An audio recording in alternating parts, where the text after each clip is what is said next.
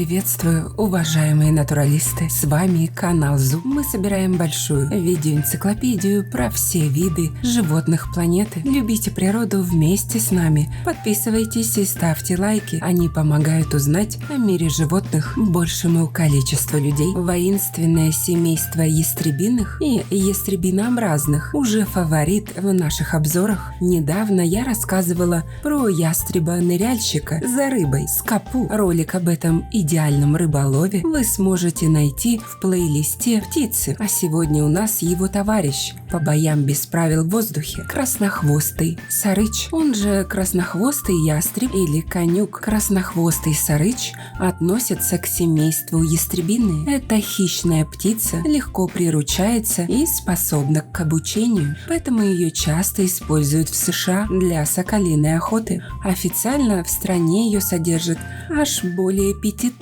поклонников этой древней и довольно дикой для человека разумного забавы. Североамериканские индейцы традиционно украшают перьями сарыча костюмы во время празднеств и религиозных церемоний. Кроме него, такой честью удостаиваются только белоголовые орланы и беркуты. Кстати, ролики о них тоже есть. В США действует закон орлиного пера, согласно которому исключительно представители коренных племен имеют право украшать себя такой красотой, владеть и торговать драгоценным оперением или живыми орлами и ястребами. Ареал обитания краснохвостного сарыча занимает большую часть Северной и Центральной Америки. На севере его границы доходят до Аляски и полярных регионов Канады, а на юге проходят через Мексику, Коста-Рику, Панаму и Гватемалу. Большие популяции обитают также на островах Карибского моря. Длина тела взрослых особей 48-65 см, размах крыльев 110-125, вес колеблется от 700 грамм до кило 300. Самки примерно на четверть крупнее и тяжелее самцов. Верхняя часть оперения окрашена в коричневый или темно-коричневый цвет, брюхо светло-коричневое, порой почти белое с бурыми пятнышками. На груди проходит темная полоса, хвост красноватый или охристо-рыжий. Окрас очень изменчив и зависит от подвида. Молоть имеет преимущественно однотонное оперение с более темным хвостом. В полете открывается веером. Половой диморфизм в окрасе отсутствует. Краснохвостый сарыч обычно населяет различные природные ландшафты. Пернатых хищников можно встретить в саваннах, степях, полупустынях, пустынях, тропических лесах и на травянистых лугах. Они являются частыми гостями в садах, парках, на фермерских полях и пастбищах, но категорически избегают густых зарослей. На сегодняшний день известно 14 подвидов этих ястребов. Краснохвостные сарычи проявляют активность в светлое время суток. Они выбирают наблюдательный пункт, чаще всего на высоком, одиноко растущем дереве, и порой часами высматривают себе на ужин подходящую добычу. Обычно их жертвами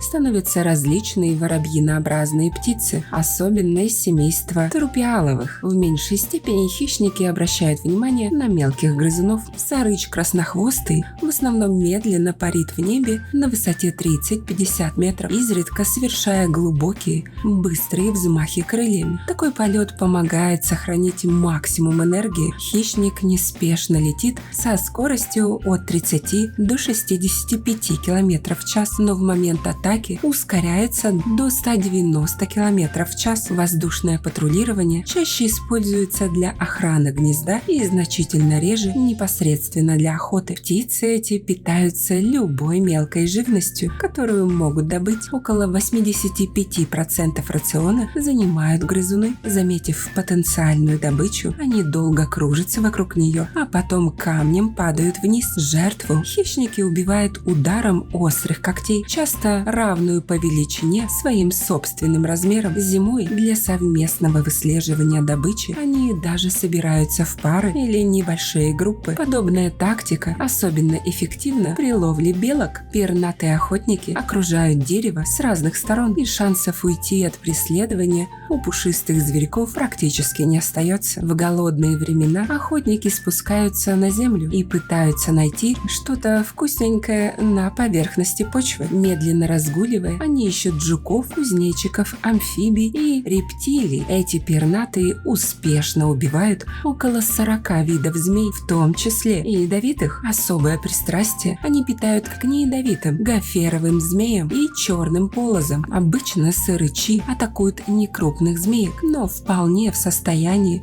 справиться даже с 1,5-метровыми ромбическими гремучниками. Половая зрелость сырыча наступает в возрасте около 3 лет. Эти пернатые красавцы образуют моногамные пары, которые сохраняются на протяжении многих лет, иногда до смерти одного из партнеров. Брачный период проходит обычно ранней весной. Каждая пара занимает для гнездовья участок площадью 3-4 квадратных километра. Квартира для будущей ячейки ястребиного общества сооружается на деревьях в развилке ветвей на высоте 4-20 метров, реже на скальных утесах или искусственных сооружениях, типа телеграфные столбы, линии электропередач и другие высотные здания. Внешний диаметр такой квартиры составляет 70-90 сантиметров, а внутренний 30-45. Иногда гнездо используется и на следующий год, но обычно строится каждый сезон заново. Для строительства гнезда используются ветки, кора деревьев, стебли и прочий растительный материал. Изнутри супруги выстилают его сухой травой, шерстью убитых животных и мягкими перышками. С середины марта до начала апреля самка откладывает по дно 3 белых яйца с коричневатыми крапинками на протяжении 2-5 дней. Количество яиц зависит от доступности пищи в данном регионе и упитанности самки. Самец может днем в течение 4 часов насиживать кладку, предоставляя партнерше возможность поохотиться вдоволь и размять крылья. Он же и периодически приносит ей еду в гнездо. Инкубация длится 28-35 дней. В южных теплых районах она продолжается дольше, нежели на севере. Первые 3-4 дня самка остается с вылупившимися птенцами, довольствуясь подношениями чадолюбивого главы семейства. 1,5-месячные птенцы покидают гнездо. В течение следующей недели они остаются поблизости и продолжают выпрашивать корм у своих родителей. Те, в свою очередь, кидают принесенную пищу рядом с ними, постепенно увеличивая расстояние и стимулируя отпрысков на небольшие самостоятельные перелеты. В конце концов, детки все понимают и вскоре сами начинают охотиться на насекомых и амфибий. В 15 недель от роду птенцы уже хорошо летают и пытаются добыть себе на обед грызунов и мелких пернатых. В возрасте 4 месяцев они переходят к самостоятельному образу жизни. Некоторые из них поддерживают связь с родителями до полугода. Сами сырычи нередко становятся объектом для преследования стаями американских воронов. Ролик о них тоже есть. Это очень умные птицы. Количество таких черных преследователей может достигать несколько десятков. Часто вороны нападают на гнездящихся сырычей. Одна группа злодеев гонит родителей в разные стороны, а вторая уничтожает кладку или вылупившихся птенцов. Вот такие разборки в мире пернатых. Продолжительность жизни сырыча краснохвостого в дикой природе не превышает 20 лет. В неволе он доживает до всех 30. А как вы думаете, за что индейцы так почитают этих птиц? Пишите в комментах. Также обращаю ваше внимание на то, что у нас появились дизайнерские брендовые футболки от канала. Пока я сделала великого медоеда и его русскую сестричку Росомаху. Приобрести их можно по ссылкам в описании к видео. Спасибо, что посмотрели этот ролик. Не забывайте ставить лайки, писать комментарии о том, какого бы животного вы хотели бы увидеть в следующем видео и делиться этим видео с друзьями. Это очень помогает развитию нашего небольшого сообщества. Подписывайтесь на наши паблики по ссылкам в описании к видео. Там много интересного. С вами был канал Животных Зу. Мы собираем большую видеоэнциклопедию про все виды животных планеты. Любите природу вместе с нами. До скорых встреч!